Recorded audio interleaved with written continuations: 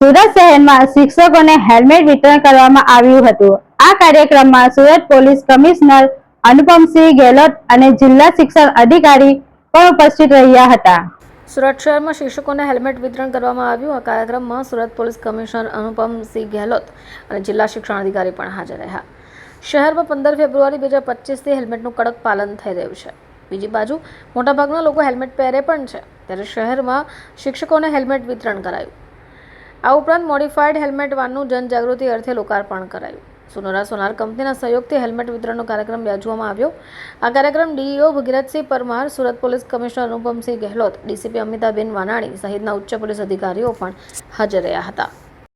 મારું નામ Piyush Fariya, as a managing director of સનોર સોલાર કંપની અમે આજે આવેલા છીએ।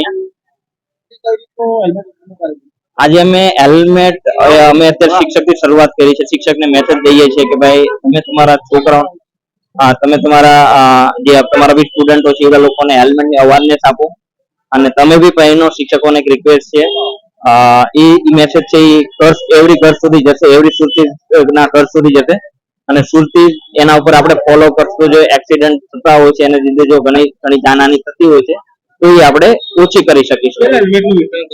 આજે હેલ્મેટ તો 250 ઇન્વર્ટરથી સ્ટાર્ટ કરેલું છે, પણ અમારો બિલીવ હેલ્મેટ વિતરણની સાથે સાથે મેસેજ પહોંચાડવો છે કે અમારી ટેગલાઇન છે કે ભાઈ હેલ્મેટ પહેરો ને સનોરા સોલાર આજે બિલીવ લોકોને એક મેસેજ દે છે કે ભાઈ હેલ્મેટ પહેરો ને।